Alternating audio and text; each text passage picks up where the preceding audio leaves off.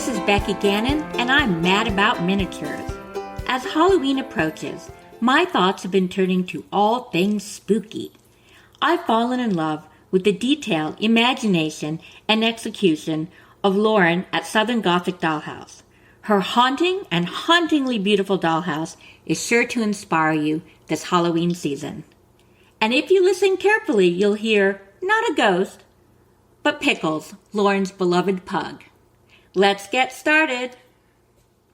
Hi, Lauren. I'm so glad you're here. Hi, thanks for having me. I'm really excited, and this is a good season to have you with Halloween coming up. That's right. Spooky season is upon us. It is. So, Southern Gothic Dollhouse is very spooky, kind of scary, a little creepy. What inspired you to do Southern Gothic? You know, whenever I tackle themed projects like this, I kind of go through and think about what am I drawn to? So I'm originally from Austin, Texas. I live in San Francisco now, and I found, although I came out here for lots of reasons, the weather being a really big reason, I feel like I've escaped in some respects, but others, I miss it. The quality of spook around Southern Gothic is really interesting. It's connected to a lot of current events that I am very passionate about. There's a nuance to it that I feel a lot of folks coming from the South have a pretty good grip on, and it's something I really enjoy sharing with people. It's been an interesting genre to explore. It is, and I think if you're not from the South, it's something that people aren't, it's like, I kind of know what it is. I know it when I see it. Yeah. I started digging into what is it about the genre and trying to put a finger on it. I found it's actually very difficult. It is. Because it's very emotional. It's a romantic genre. And romance is very much connected to emotion. And emotion is connected to, just being there, that experience and those connections that you make to those things. So it means a lot of different things to a lot of different people. I'm finding, talking with people about what their perception of it is. I think that's true. Now, was this your first miniature house? Yes. Yeah, it was actually. You were a pandemic baby like me that got into the miniatures because you were looking for something inside to do. Am I right? Yeah, that's right. I have a history of putting on these really elaborate Halloween parties. Getting into this, I realized that doing all the decorating that I do for it, which I'll do months in advance, anybody that's like me who's really into Halloween, you got to start pretty early. And then I would have my party, and then it would be over. I'd look around me and it's done, it's over. So a dollhouse, I'm finding it scratches the same itch where I can make all these props and do a theme, but there's no tearing it down after. And I quite like that. I like that too. I, in my neighborhood, am considered the Queen of Halloween, and I feel certain that you are the Queen of Halloween, probably not just in your neighborhood, but maybe the whole county or the state. I don't know about that. I mean, I do live in San Francisco. There are a lot of creatives out here, but amongst my friends, we'll say, yes, definitely amongst my friends. As I'm in San Francisco, everyone's on top of each other. A couple years back, my last Halloween party I was doing, which was an 80s slasher camp, a little sleepaway camp. Good theme. I was making all of these props in the backyard, and my neighbor stuck her head out and was like, hey, just wanted to make sure you're not a serial killer, right? Because I got all these bloody bits and stuff in the backyard, and I left those up for a while. I think she was a little bit concerned. It does make you wonder, if the police had come for a noise complaint, what would their response have been? I know, right? Blood and guts in my neighbor's backyard help. Yeah, well, I know, and I just started thinking I want to do another Halloween party, so I've got to come up with a good theme for it this year. What themes are you thinking of? It's hard because first thought about the apocalypse. Now I'm thinking it's too on the nose.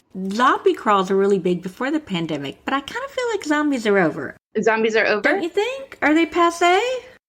I've never really been into zombies myself. I did have a zombie-ish party, but a little bit flipped around. Kind of based it off of this walker that I saw at a Goodwill. And I was like, I'll be an old lady zombie who just was really into Barbra Streisand. And I covered all of my furniture in plastic like old women tend to do and splattered blood all over it. And then I framed a bunch of brains and stuff, still very old woman styles. I think that you can take any theme and kind of spruce it up and make it fun. Now, you kind of have a background in theater, right? Like sets, makeup.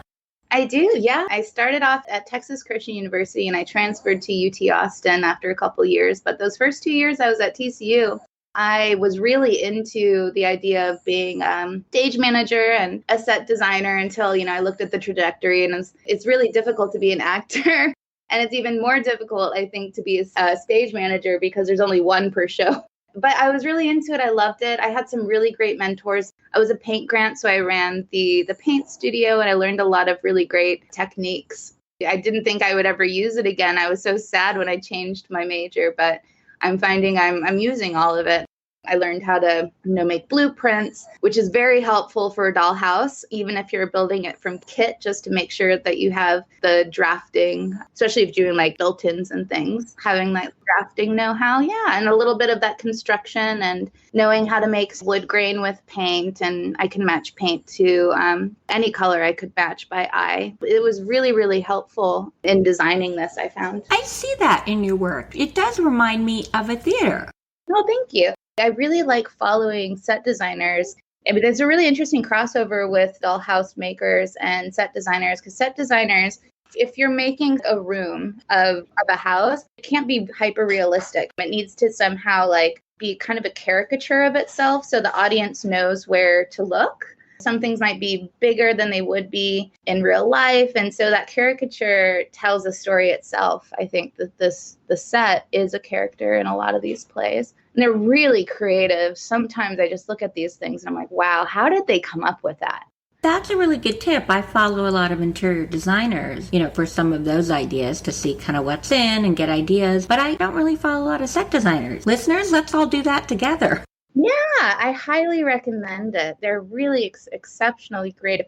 And they make a lot of models, right? Because you need to make a model of the set before you make the big version. Lighting is also very important. Lighting brings focus to some of the things that you want to show off. Mm-hmm.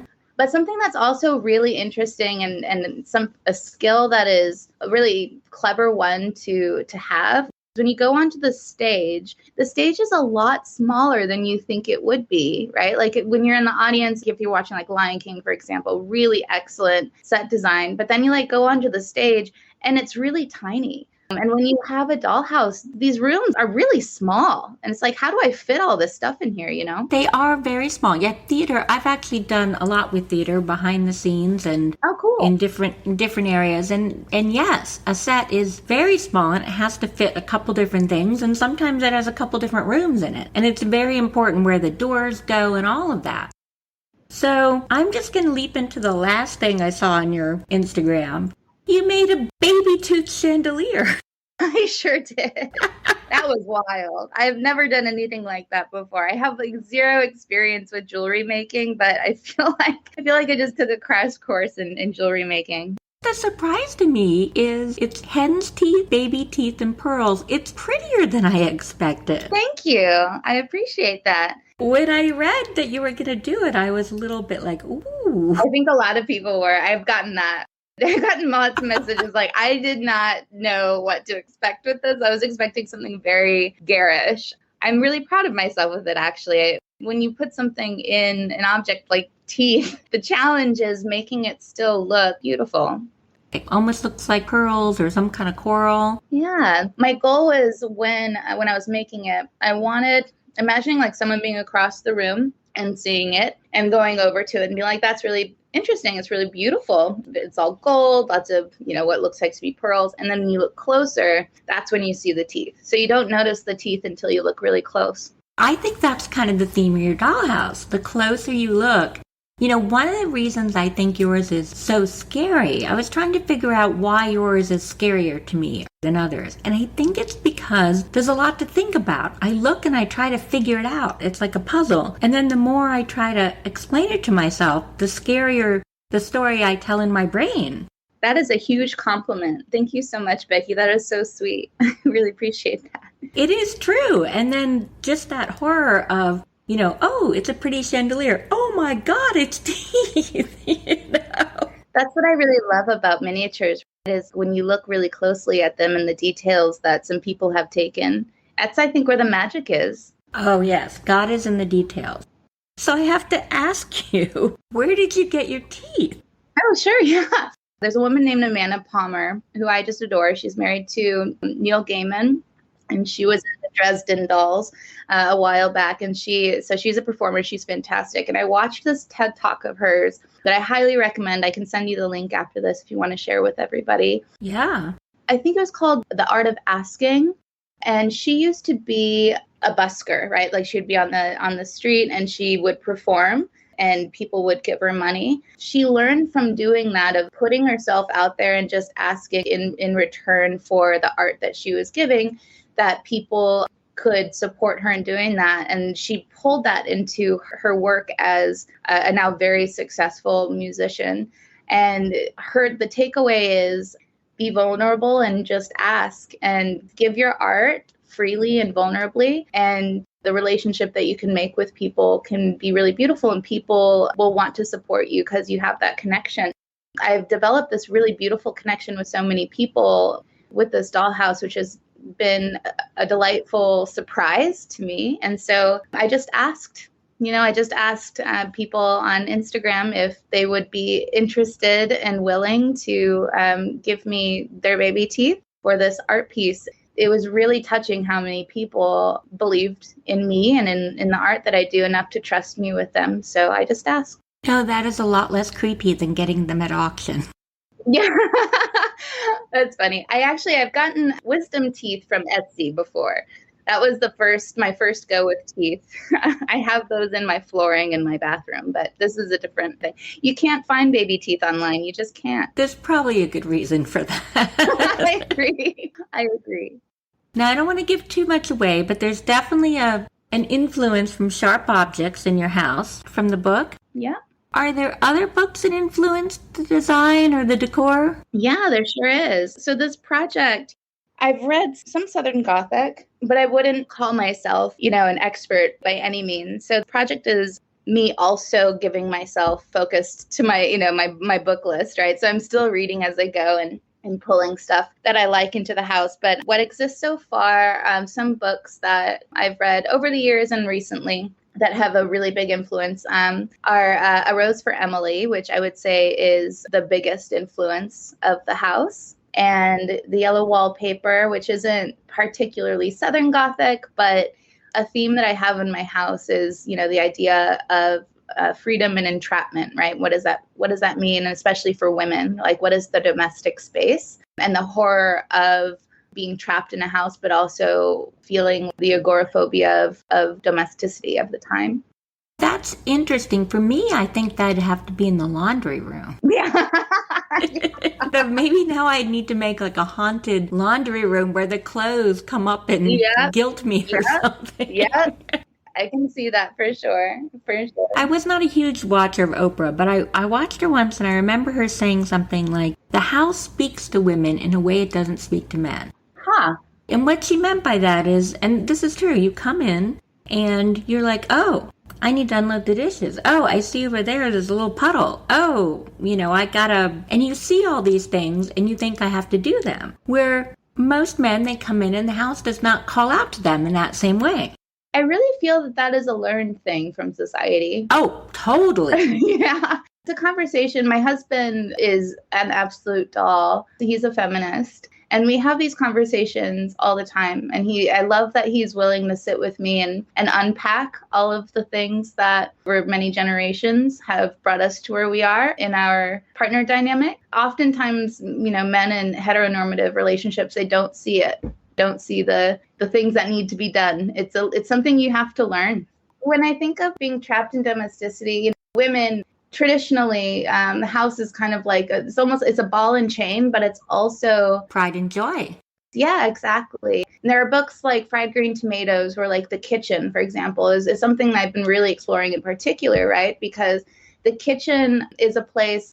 It's like a woman's place, quote, woman's place. But it's also a place, in this book where it gives them freedom because they started a little restaurant based on their knowledge of cooking. And it's really interesting to look through all of that and to really peel the layers of that onion. We, as women, have a very unique relationship to the home. That's good. So one of the reasons I haven't made a haunted house yet, I don't want each room to be a caricature. I want each room to be special. And I think you've really accomplished that. You didn't just put spider webs over everything and call it a day. Thank you. It is a huge challenge. And when I think about the art that I'm doing, I'm basing a lot of what I'm making off of, this literature and also kind of just general themes. But I think a big part of the art as well and what it's become like with social media is it's like a real-time thing, right? So there's going to be an artifact at the end of all of this that hopefully will be able to tell an interesting story. But the really interesting piece of the artwork that I'm doing is like in the real time of exploring these topics with people and learning from people and sharing the things that I've learned and, learning from other people and then building something based off of the things that we discuss. Well, that sounds really worthwhile. Like that'll really be something. It feels very fulfilling for me at the moment. I'm really enjoying it. Now, I know that we had talked before, and you had said you have a house on the Cape, and you're going to make it into your real-life mystery puzzle? I do. Yes, we do. I'm so excited about that. So we bought this house in Old Yarmouth Port. And so my husband's family has been out in the Cape for, I think, like 50, 60 years. So I had never been to the Cape before. Like I mentioned, I grew up in Texas. I'm now out in California. I've always been really drawn to the East Coast, because it has its own brand of spooky. Cape Cod, you're going to need a sea captain in there somewhere and a candle in the window. So now, eventually, you're going to rent this house out, and is there going to be a dollhouse hidden somewhere? Is that the... That's right. So this house, it's, I think, like 150 years old, which I guess is not that old compared to a lot of other places out there. But so this house needs a lot of TLC. We are kind of stripping it and bringing it back to life. But of course, I am very much into the antique aesthetic, which is why we bought it. So we're trying to restore it to its original glory. But as we're building it back up, I was thinking it would be so fun, thinking like, we can't live there full time. Unfortunately, we would love to rent it out short term for folks. And I'm an experienced designer. I'm a product designer. I really enjoy thinking through like, how can we make people stay, not just memorable, but really interesting. And I'm really into these escape games, which I haven't done since the pandemic, but I just love these like little riddle-based rooms that you can go through that tell a story. And so I just love the idea of making something kind of like that, a little bit more subtle that people can do without me watching them through a camera like you would. Right? That would be too creepy. We're creating like a little children's wing. And I think about, when I was a kid and I was doing my summer vacations places, like how it can be kind of boring if you're there for a while. So how can we make it fun for kids and adults who are into this stuff? I'm building some secret rooms and secret compartments, and I'm designing a whole game that people can solve all these puzzles that will connect them with the area's history. So I'm getting to learn a lot about Cape Cod history and the spooky bits that I love so much and building it into the house. And then ultimately, I would really like to make probably a haunted lighthouse miniature that I'll be hiding in one of the rooms so people can see it. Maybe you should do something like in Scooby-Doo, the picture swings out. Yeah, I like that. Yeah. Or with like the little eyes. I've always wanted to see what that would be like. Like have the eyes cut out so you can like peek into something. Right. Do you have a secret room in your dollhouse? I will. I'm going to have a little cubby in there, which is where I'm going to keep an heirloom. Thinking about, the Cape Cod house, I'd like to do something similar with this dollhouse because I'm going to be giving it to my grandchildren whenever that comes to fruition. I'd really like to leave some secrets in there for them to solve, little puzzles within the house. There is going to be a room that you won't be able to see because it'll be boarded up. You won't be able to see until you solve a puzzle, and then a little peephole will open up so you can look inside. Ooh. Again, I've always dreamed as a kid, I would watch, things like The Goonies or these stories about kids who go into an attic and they find the most amazing things just up in the attic. Oh, yeah. You have to start the mystery early. I envision this thing where I can hide this dollhouse in the future in one of these rooms. So this Cape house is the first of, I hope, portfolio of houses that we have. So I'd like to hide this house in another house where they would have to solve the puzzles to find it. It's like you're creating your own little time capsules of art. Totally. And I think of all the things that are going on right now, the social issues that we're dealing with, encapsulating that in this house and then teaching them. A few years ago, there was this challenge of what if it's like 1,000 years from now and you're trying to tell somebody not to go into a certain area because it is super radioactive and maybe language is different. How are you able to communicate with people of the future from the past? And this is definitely parsed down from that concept, but I think about how can I take this moment, this thing that's happening in real time right now, and tell a story that's not in a book, but with something more interactive for grandchildren, great-grandchildren, really people in my family in the future that can find this and spark their imagination and get them excited to learn about history and why it's really important that we remember these things because it affects our present. I never had the pleasure of being passed on a dollhouse. Me neither. I talk to a lot of people who have, because they reach out to me and they say, my grandmother, great-grandmother just, passed away and left me a dollhouse and I really want to make it up. I didn't have the pleasure of that. And I always wonder, what would that be like as someone in the family to get an heirloom like that and be able to keep it in the family? I didn't have that pleasure either, but I've interviewed quite a few of those people and I have to tell you, it seems really, really great. It's really special. One of the things I think about is I'm making all these dollhouses now, and I'm like, wow, well, my grandchildren will have something that I can pass on. Full dollhouse is really just such a gift. I put a lock of my hair behind a miniature painting. It's the romanticism of finding something like that. That's a really good idea. What are you going to be for Halloween in Nantucket? We were thinking about that. So we went to Spirit of Halloween, and the biggest thing I left with when we left Spirit was I feel very old. Like there's nothing in Spirit for me anymore. I feel it's for 20-year-olds, right? There's this stigma around Halloween that, oh, I'm too old for Halloween, or I'm too old for trick-or-treating. And I've never wanted to feel that. And this was the first year I kind of felt that. And I was like, no, I'm fighting against it. I'm like, I'm not going to feel this. This is not going to happen. You have to fight it. You're not too old for that. I do think you get to a point, and you're not there, but you do get to a point where, sexy nurse, sexy John Oliver, everything's... No, that's what I mean, I guess. And in the age range now, I think where I want to be classy. So I haven't quite figured it out. Yeah, my husband immediately found a pineapple costume. Was like, that's for me. I'm like, okay. I like the classics, like a witch, maybe. I think you kind of need to return to some of those. Yeah. Last year, my husband and I were Vikings, and that was actually kind of fun. I like that. Oh, I really like that. I tend to focus more on decor, I think, than costume. But since I'm not doing these parties, now I'm like trying to figure out what I'm going to be, and dress up as. My dogs already have costumes. Of course they do.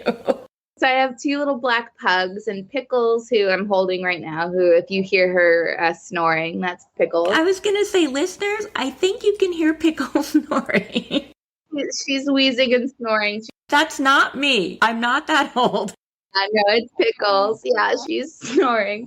So Pickles is going to be a little scorpion. And then Olive, my other pug, is going to be a little pumpkin. Little pumpkin and scorpion. Ziggy has a little shark costume. A scorpion because it's a black costume, and pug tails curl, and little scorpion tail is so cute, and it curls up. It's so cute. I love it. So I wanted to ask you about your new project with MGM that you just got an email out of the blue for.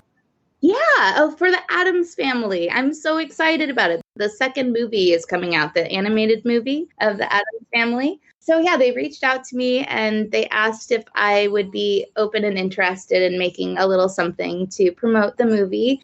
I'm a huge Addams Family nerd. I love Addams Family so much. I had all of the VHSs like way back in the day, right? Like the old black and white show. Oh, that show was so great with Cousin It, and it's a classic. It was very influential on my little budding brain, like to get into the spooky world. I was absolutely thrilled and very flattered that they asked if I would make something. So I'm making like a little vignette of Socrates, which is Wednesday Addams' pet octopus that she keeps in her dollhouse. Oh. He has like a little bed in there. So it's Socrates inking the bed. He's going to look like he's scared, right? He's spooked out and he'll have inked the bed. Okay, that kind of reminds me, when we were sailing with my friends, we came into dock and there was a sign that said no recreational squidding. What?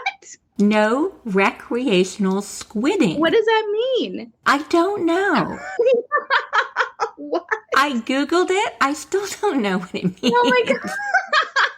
I like that. That's a weird sign. When you go to Nantucket, maybe you could ask about that. Maybe they would know. I should. Yeah. I'm so excited. So we're going out to Cape Cod end of October and staying about 4 or 5 weeks. I really love it out there off season, like right when it's like October, November, and it's starting to get a little colder and the crowds are starting to dissipate a little. It's a little bit of a bummer because I love the on season, like little fried food shacks that they have out there that close. But I really, really love off season. You watch American Horror Story? A little bit. They came out recently with the show is based in Cape Cod off season, and there's lots of vampires. Really good this season. I'm really enjoying it. You should watch. Yeah, I haven't watched this season. You know, I feel like some seasons are better than others. Oh, yeah, no, completely 100% agree. This one is a really, really good season. And it's wild when I would make my Halloween parties, I would make up a theme and then I would go really hard in the theme. And then all of a sudden American Horror Story would be the same theme that year. And it would boggle my mind, like how? So I'm like, this year they won't get it because I'm not doing a party. I'm just going to Cape Cod. And then they came out with this Cape Cod show, and I just thought that was so funny. That means that you're one of those like trend forecasters. You always know what's next. Yeah, in the spooky world. There you go. I'll take it. Yeah, I guess my parties don't have so much theme as, you know, everyone comes as different things. It's funny. My friends have asked me in the past, they're like, are you hiring actors to come to your party? Because I have photos of the costumes. Right. I make the themed decor and then I figure out how I can get my friends to dress the part so it could go well with my decor. The food is also such a fun part of it. My favorite thing to make, so I make shrimp brains that like look like actual brain, like when you put it into a brain mold and you use gelatin and cayenne. I love that. But the thing that I love making so much is it looks like intestines, but it's made with pastry and brie and some pears and a little bit of like raspberry compote. But the way that you arrange it, it makes it look like intestines. So I love making spooky food. It's so fun. And I feel like there's so many creatives out there, like right now on TikTok, especially, there's a lot of Halloween food creators. You should go take a look. They create some of the most interesting, like disgusting looking, but really delicious stuff. I will have to. I did finally get one of those pans with the skulls in it, and I make skull calzones with them. Ooh, fun. I like it. Those are really fun. I have to admit, I like my Halloween a little on the glam side. Ooh. I have a 5-foot glitter coffin. You really? I do, really. Where do you keep it? In the basement. Oh my God, I love it. When do you bring it out? When do you crack it out? Pretty soon. A little gothic glam. There, that's what we'll call it. Gothic glam. Yep, I'm into it. Yeah. So when will we get to see your Wednesday Addam creation? Building it right now, and you can see it on Instagram in my stories. I'm such an overshare, honestly. Like, I can't keep any secrets like, at all. I show my entire build of absolutely everything, and I put them all in my story highlights. So I like that, though. Like, I love your candle tutorial, and I love all the things you show.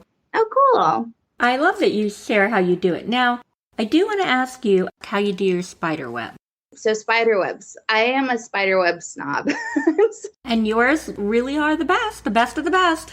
So the spider web snobbery really came from the Halloween decoration, like the big scale stuff. Oh yeah, those are terrible, the ones you buy at like the party store. They're so bad. So you can use those. It's just application and how you use it. And I think people like tend to clump and drape where you should really spread them, right? Because you want the wispy look. I have been exploring different techniques of how you can make it look really natural, right? So what I've found, Green Stuff World has something called spider serum. that you can get, and you'll need spider serum and an air gun. And you just put it in your air gun, and when it sprays all of the spider web out. And then you can take a little paintbrush and like a dry paintbrush and remove the excess. But it's really thin, it's really light.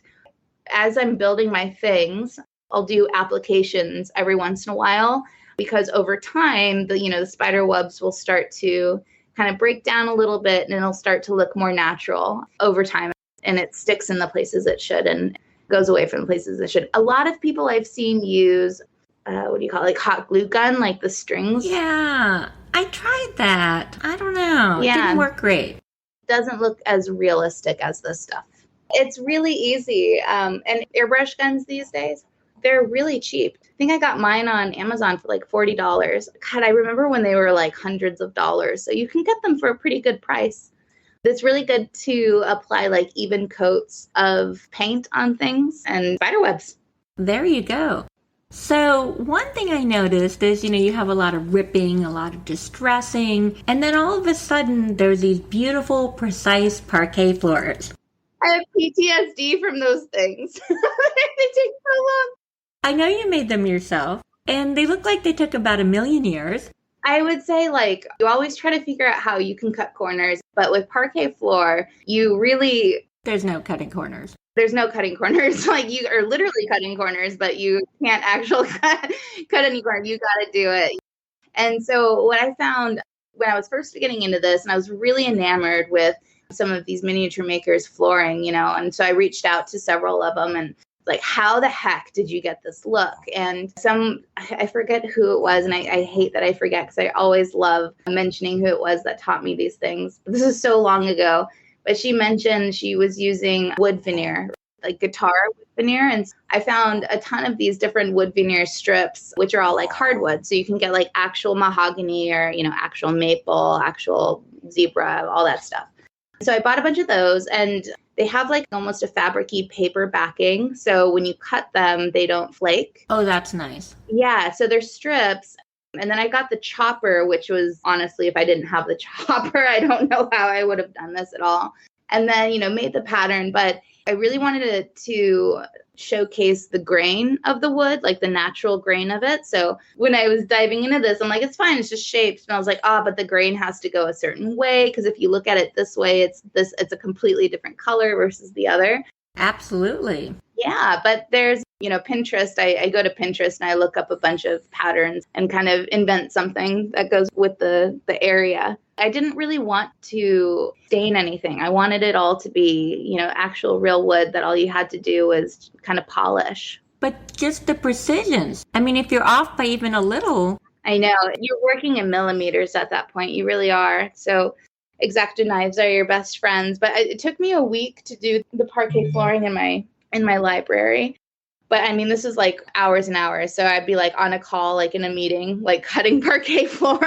I found that if I can't get something done like that in a week, then it's taking too long. It just kind of... You lose momentum. Yeah.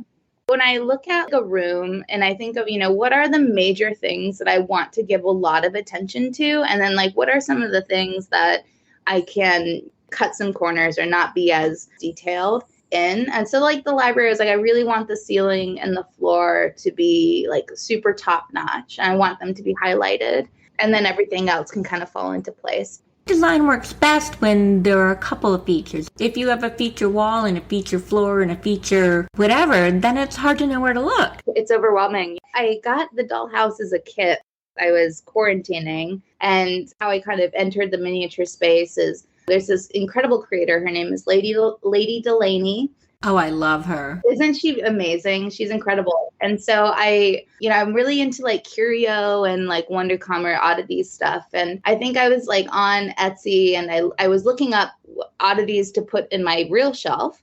And I came across a miniature oddities, a curio cabinet that she had made. It was like $100, $150. And I was like, that's before I really got into the miniature world. I was like, that's expensive, but I'll get into it. It's like nothing compared to like what I've spent, I guess, at this point. But I got this thing, and she had everything all wrapped up and all labeled. And then she had these little how-to flyers to like make all the things in this oddity shelf. So I started making that, and I was like, oh, I want to make a whole oddities cabinet out of like miniature oddities cabinets. I didn't go that route because I saw my dollhouse kit online. Maybe I'll do a whole dollhouse. It'll be fantastic. Just a couple months worth of stuff, I'm sure. Little did I know it's taking me years to make this dollhouse, almost 2 years. When people ask me like, where should they start? I think about my experience. I'm like, well, I got into, the dollhouse world, not realizing that I'm biting off a really big chunk. I think I have 10 rooms in this dollhouse. It's the Beacon Hill dollhouse I'm making. So I always recommend start with a room box to keep it small because it can be overwhelming. I'm very proud that I'm sticking to it, to be honest, because I flit with my obsessions, but I've stuck with it and it's kept me going. Here's the question I have for you. Do you still just have one dollhouse after a year and a half? Yes, just one. Okay, listeners. And I've only done maybe 3 rooms and they're not all done. So you are the first guest that I have interviewed that has only one dollhouse. The rest, really? Oh, yes. I mean, the rest of us by a year. You're like ready for something else. Yeah. Well, no, it's not that. Most of us have maybe 5. Oh my God. 5 seems to be a very average number. And after 7, people kind of go to the room boxes because, there's a limit. Wow. So when I got one, I thought, maybe in a year or 2 I'll get another one. Like 2 weeks later, we were at this place and it was this big dollhouse store and they didn't have anything where I live. So we put it in the trunk and drove it home from Colorado. And then after that, I think I've told this story before, dollhouses just keep showing up. I've been gifted them. People call me and say, will you get this? And today, listeners, this is a new story because today a friend of mine said, my neighbor is throwing away a dollhouse in the trash. Do you want me to rescue it? You're like, of course. Did I say no? No, listeners, I did not. I did not say no. So I actually think you were to be applauded for your discipline. Oh, well, thank you. I had no idea. That's wild. Well, maybe it's because I live in San Francisco and we don't have room for 5 dollhouses. I'm so new to this world. I am too. Yeah, and it's a really interesting one, isn't it? The things that people know and the things that people do is just really neat. We all have the things that we enjoy doing, and you kind of realize your limitations. I've been talking with a couple of people about this because when I think about, I would really like to show this dollhouse at some point in like a gallery, just share it with people. I don't do everything in my dollhouse. I commission a lot of things. I think about with an art piece like a dollhouse, at what degree should you be doing all of the things within it? What I really like about the miniature scene is that everyone has their strengths and we've all been able to come together and support each other by buying the things that each of us are so good at doing. And all of our dollhouses become so much better for it, right? Right. Even in miniature museums, there's a history of, you go to a miniature museum, there's several different collaborators that have done things. I mean, I think that's to be expected. Yeah. Your work is so unique. Do you think like you'll do another dollhouse and it'll be like totally different? Yeah. So I'm thinking of that lighthouse. I'll probably do a lighthouse. And I think about that and I'm like, it's just going to take me probably another couple years just with the detail that I want to put into it. So I'm drawing it out. I'm having a really good time with it. We'll see. My last question is about TikTok. So I have not joined the TikTok bandwagon. I've just been so in love with how nice everyone is on Instagram. So are people nice on TikTok? People are so nice on TikTok. So TikTok, they have their algorithms, which are brilliant. When you use TikTok, what you see is the world that you want to see. Okay. So the TikTok that I found myself in is a very, very kind, supportive, loving world. And so I feel like you're going to have your trolls anywhere that you go. But for the most part, 99% of the time, people are very supportive. And it's a really great place for creators to be, especially right now, because being an artist, it's hard. It's hard to break out, to like get folks to look at your stuff and engage. It's tricky. TikTok, they really match you with people that are into your little slice of weird. So I do recommend TikTok. Yeah, it's a good place. Oh, good. And I gotta say, like Gen Z, I'm finding them to be very progressive, kind, fun people. I'm an elder millennial, right? But what are these kids gonna say? They're very open and very sweet kids. So you're gonna have a lot of Gen Z on there, but they're very sweet. Yeah, I like Gen Z. I think my kids might be Gen Z. It's really fun too to watch them discover new, quote, new things. They're like, oh wow, I didn't. Like, you're like, yeah, I lived that, but we could rediscover that if you want. That's fun. That's funny. Yeah, I feel like I'm in with the kids. The kids think I'm cool, which makes me feel very cool. So well, everybody wants to be with the cool kids, right? Yeah. Yeah, I recommend it. TikTok's been fun. Well, I'll have to check it out. Well, thanks for all the tips, and I'm going to try some of those cool spider webs, and we'll see if that adds a little gothic flair to my house. Cool, and I'm really excited to see what you do for Halloween. Oh, yes. I'll be showing everyone that, I guess. Now I feel like I really have to come up with something good. Becky, it's been such a joy. Thank you so much for having me on. I appreciate it. Oh, well, thank you so much. I loved it too. Have a great day. Thank you. You too. Bye. Bye. I hope you received some inspiration for your spooky miniatures from Lauren. You can find her on Instagram at Southern Gothic Dollhouse. My next episode is on Tuesday, November 2nd, and it is not to be missed. I am talking to William R. Robertson, whose contribution to the fine arts miniature world is legendary. He has been making fine arts miniatures since his early 20s. He's especially well known for making miniature tools and working miniatures. Not only is his work featured in numerous museums, but he's also designed museum exhibits and miniature museums. You can find him on Instagram at WMR Robertson Miniatures. So mark November 2nd on your calendar and join me while I talk to this extraordinary miniaturist. In the meantime, check out my Instagram at dollhouse_flair. And remember, there are no rules in your dollhouse except those you create for yourself. Goodbye.